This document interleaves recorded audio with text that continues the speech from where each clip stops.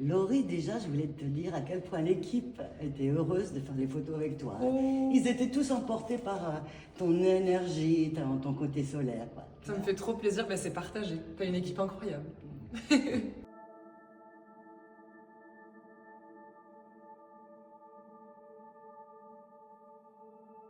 Est-il un regard sur toi que tu n'aies jamais oublié? Oui, le regard de ma grand-mère, mamie Yvonne, qui est partie il y a un peu plus d'un an maintenant. Lorsque je lui disais je t'aime, elle avait les yeux qui s'illuminaient. Waouh. C'est drôle parce que ma grand-mère, elle s'appelait Yvonne aussi. C'est vrai? Mais non. Moi, on parlait de Bretagne, moi je suis un peu Bretagne aussi. Ben voilà, tu vois. On a des Connectés. origines quand même. Voilà,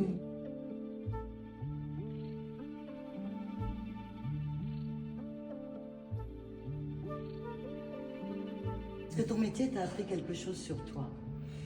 Beaucoup de choses. Côtoyer ma vulnérabilité en premier lieu.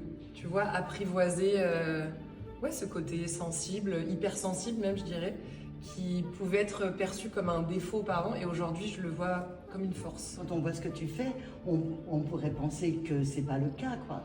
Et c'est vrai que moi j'ai souvent aussi parlé de ça, de la force et de la sensibilité des femmes, et que leur sensibilité faisait en fait leur force. Mais complètement, et puis tu peux être une femme forte tout en étant vulnérable, et justement c'est trouver cet équilibre joyeux qui permet de toujours un peu douter, tu vois, de soi. Et je crois que le doute, tu sais, il y a cette chanson, c'est d'Anne Sylvestre, j'aime les gens qui doutent, et ben ça permet aussi de rester humble, et ça c'est important, l'humilité.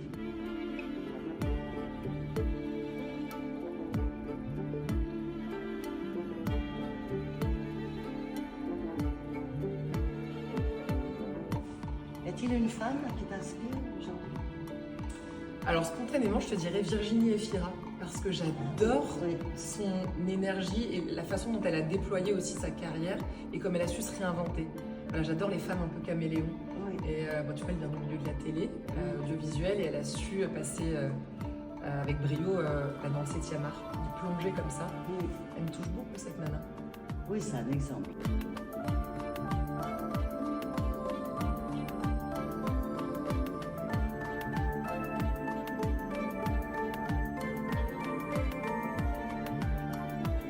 Est-ce qu'il y a une forme de sororité qui t'a marqué, ça peut être dans ta vie ou dans ton métier Ah mais tous les jours, je m'entoure que de femmes fortes aussi, mais qui savent...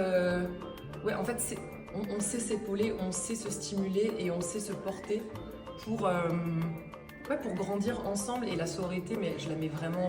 C'est à une place centrale dans ma vie. Oui.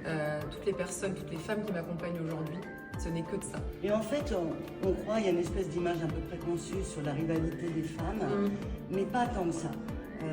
en train de changer. Et ça a beaucoup changé, je pense. Dès qu'on commence à se construire et à s'accepter aussi, il y a beaucoup moins de rivalité ou de mesquinerie comme il pouvait y avoir quand on était plus jeune. Mais je pense que c'est aussi le rapport à nous, et comme tu l'as précisé, là tu l'as évoqué, d'apprendre à s'accepter soi-même, à se donner de l'amour à soi, permet d'être moins en rivalité avec le reste du monde. Oui, si on se sent mieux avec soi-même, Ouais.